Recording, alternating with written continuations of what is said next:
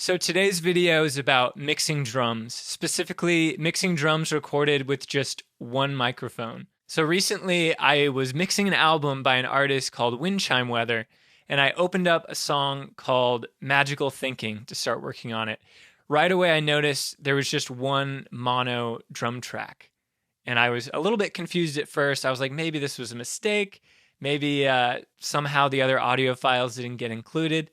I listened through it and realized it was a single mono overhead. I talked to the artist and learned that, in fact, it was just recorded with a single dynamic microphone, specifically the Sennheiser 421. Now, this sounds like a really unideal setup for recording drums, and granted, it is in a traditional sense, but I think this is actually a great lesson in working around limitations.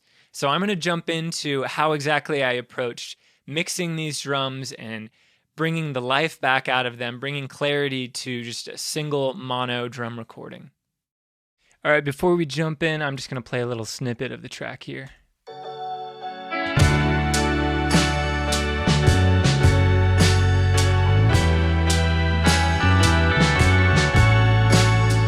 Lost in a daze for the last 500 days. I'd be amazed if we found our way back to your place. So let's dive in. Okay, first I'm going to show you just the drum track soloed. So I'm going to strip off all the plugins. All right, and this is just the raw drum track as I received it.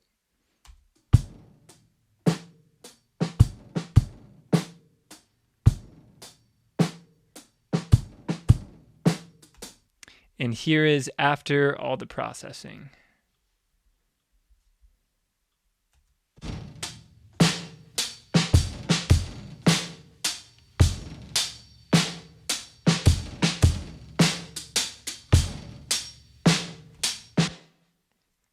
All right, big difference, right?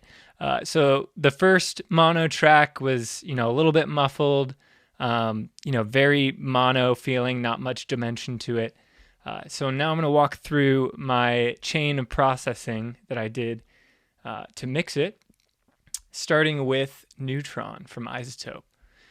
So I'm just going to pull up the plugin, and you can see I have a few different modules going on.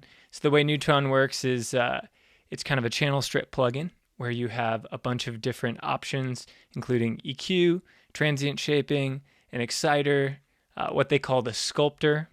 That's what we're going to look at first. So I'm going to solo just the sculptor. And what this does is basically dynamically change the EQ to make it a little bit more enhanced. So I wanted to hear what it did to this drum track before I did anything else. So I pulled up Sculptor and I put it in drum mode, and this is what that sounds like.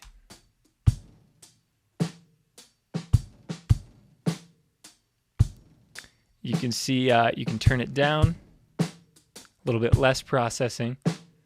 And you can turn it up, and it really scoops the low mids. I like it right in the middle. I feel like it nudges it in the right direction just enough. It's a good starting place. My first step with mixing these drums is just to get them to sound a little bit more like drums recorded in a room well, to sound clean, to be able to hear the different aspects of the drum kit. So the sculptor is definitely helping out. Now let's jump on to the EQ. I'm going to do a little before and after with the EQ. So here is before.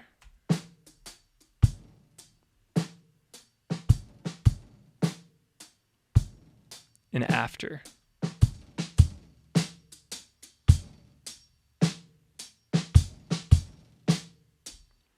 So the nice thing with a drum track that's just recorded with one mic in mono is you don't really have to worry about phase issues. So you can kind of go nuts with the EQ and really give it, what it needs. So in this case, you can see a pretty huge bump at 80 hertz. That was kind of right about where I was seeing the fundamental of the kick. And then some big boosts in the high end and high mids. So right at around 3K, 3.5 dB, and up towards 8K, about 5.2 dB. So that's really bringing a lot more brightness and presence to the drum kit. Also took out a little bit of the high highs just to kind of keep that vintage feel. Honestly, because it was a dynamic mic, I don't think there was too much musical information up there. We can solo that. Yeah, nothing really happening. So doesn't really hurt to take that out. Same with the sub frequencies. You know, there wasn't really much musical information down here. So I decided just to cut it out, just to clean up the signal a little bit. You'll also see a little dip around 100 hertz to get rid of some of the boomy muddiness of the kick drum, and then a little boost around the fundamental of the snare. So I wanted the snare to pop out a little bit more, to have a little bit more girth to it. So I used actually the expanding mode in Neutron so that every time the snare hits, you can see it jumps up a little bit. So that's one of the great things about the equalizer in Neutron is you have dynamic, both kind of downward and upward dynamic EQ, compression and expansion.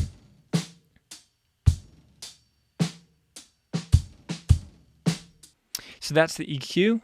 Next, I did some transient shaping.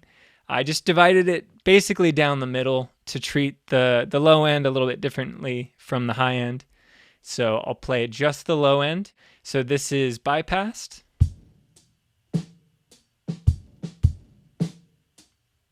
And engaged. So just a little bit more attack added to that. I did a little bit more significant attack added in the high band. So I'll play that for you. So first, bypassed.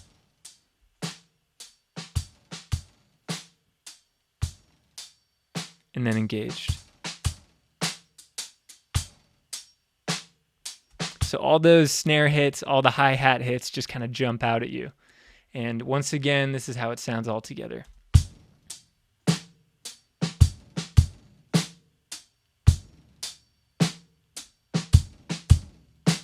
So more clarity and more definition. You'll notice I actually took the mix slider down a bit. One of the cool features in Neutron is that every module has a mix slider, so you can do parallel processing.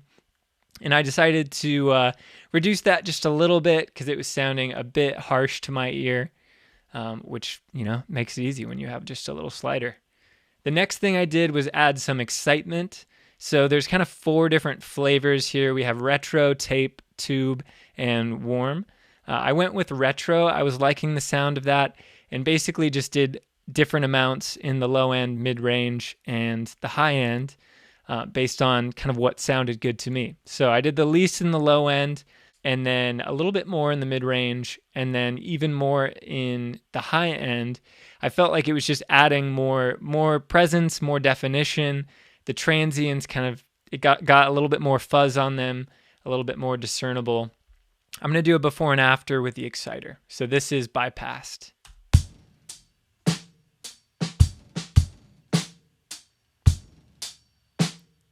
And engaged.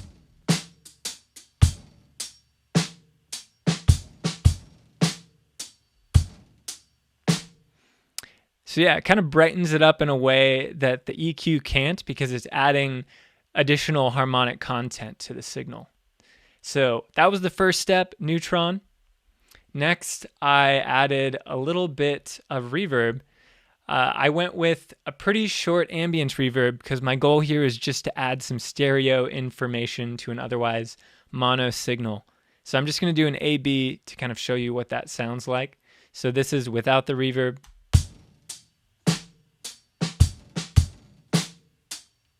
And with the reverb.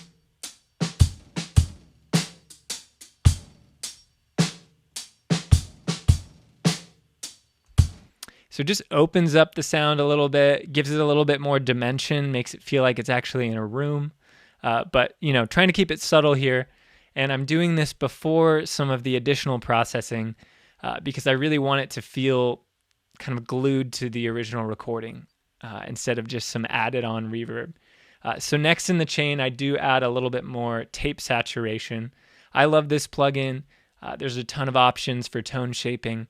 I went with Formula 888, which is kind of the more lo-fi of the tape formulas. Added a little bit of extra saturation and even a little bit of very short slapback delay with about a 20 millisecond difference between the left and the right channel. That just kind of opened up the stereo image a little bit more. As you'll hear, I'm going to do a before and after. Here's without.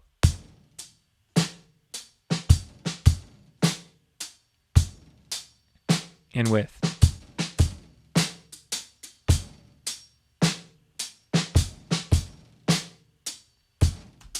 So pretty subtle, just adds a little bit of hair on the signal, gives it a little more character.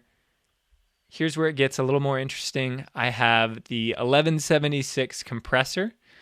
So I put this in a pretty classic setting, the Dr. Pepper setting as they call it, because there was an advertisement that was basically trying to tell you to drink Dr. Pepper 3 times a day at 2 o'clock, at 10 o'clock, 2 o'clock, and 4 o'clock.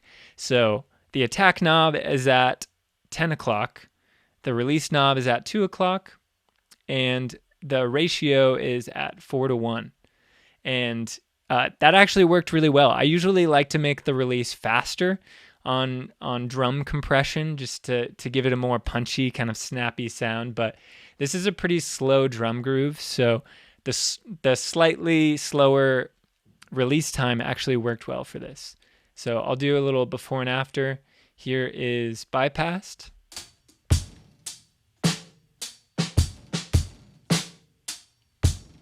And engaged.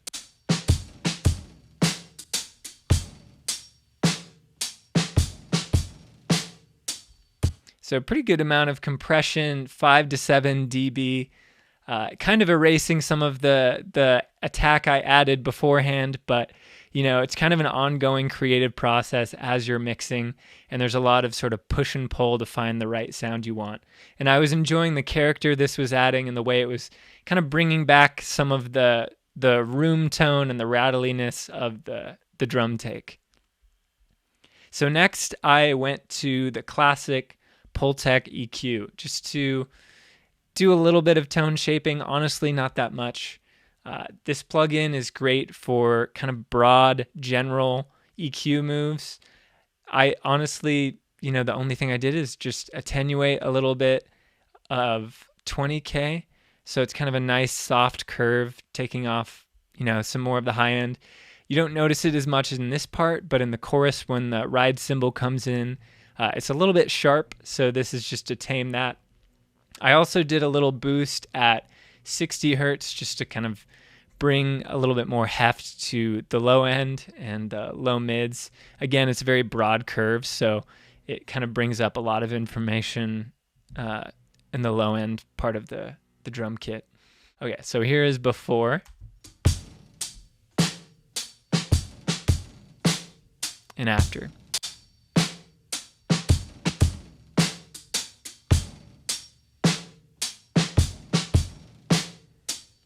So yeah, pretty subtle.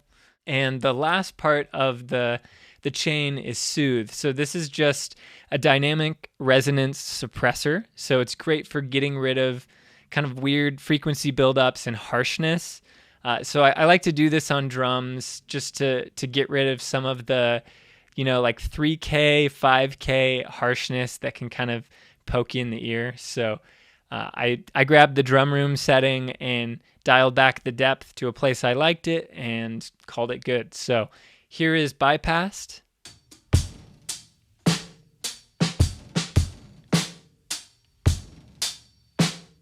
And engaged.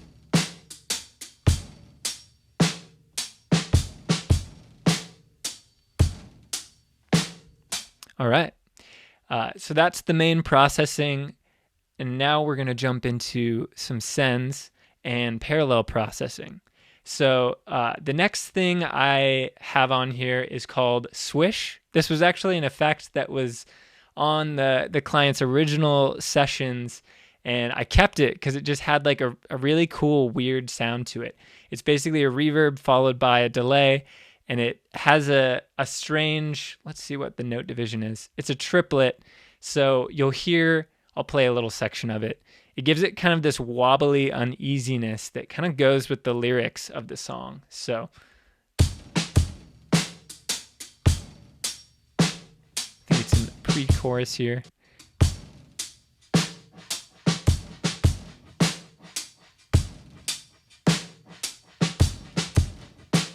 So you can kind of hear that triplet feel in there.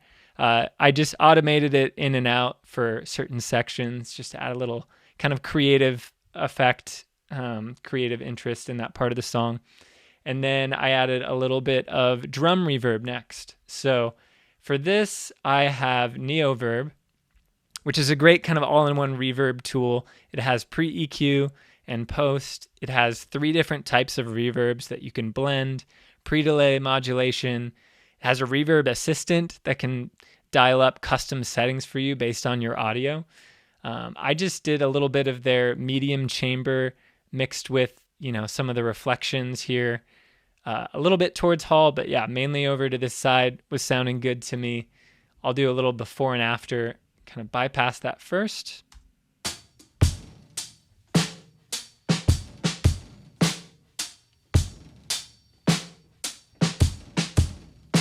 And with it.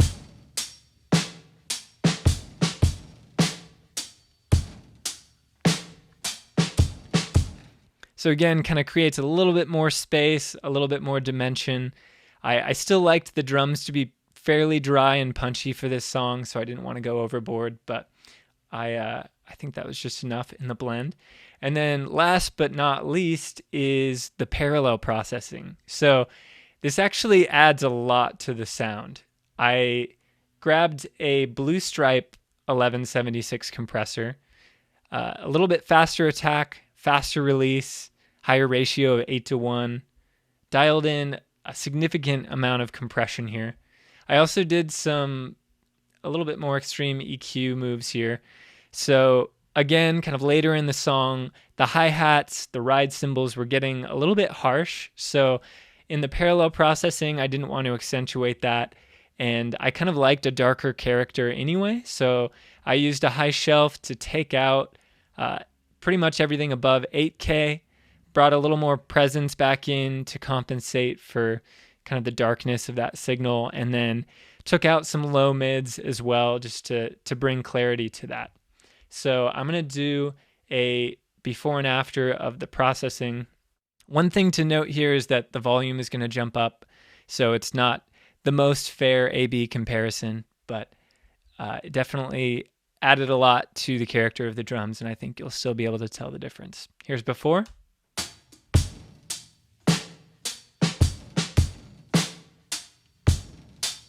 And after.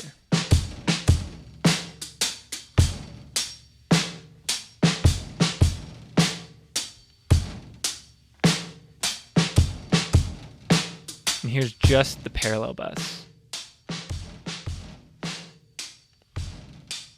So you can hear how dark and gritty that is. I love that sound when you just really drive the 1176 compressor. So that's the basic drum sound. One other thing that you'll notice in my session is I have a kick side chain and a snare gate track. So this is actually kind of an interesting process. So because I didn't have a separate kick track, I wanted to sidechain the bass to the kick drum, I essentially just copied the track over here, filtered out everything above the kick fundamental, and added a noise gate as well. So I'm going to turn on the output so you can actually hear this, but this is the result basically.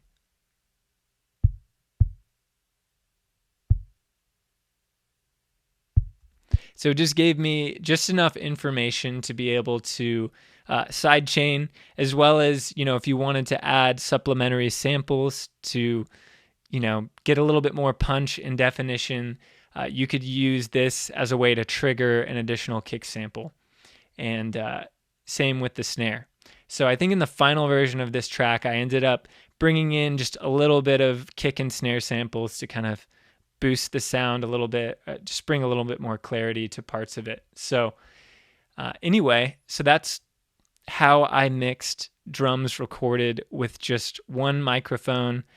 Let me know what you think in the comments, any experiences you've had mixing drums recorded with just one microphone. All right, thank you so much for watching. Hopefully that was helpful, gave you some new creative ideas on how to approach some difficult mixing problems. If you want to check out the full track, you can go to my website at briankfisher.com or check out the description of this video for a link to the song on Spotify as well. Again, the artist name is Wind Chime Weather, and the song name is Magical Thinking. Thanks for tuning in.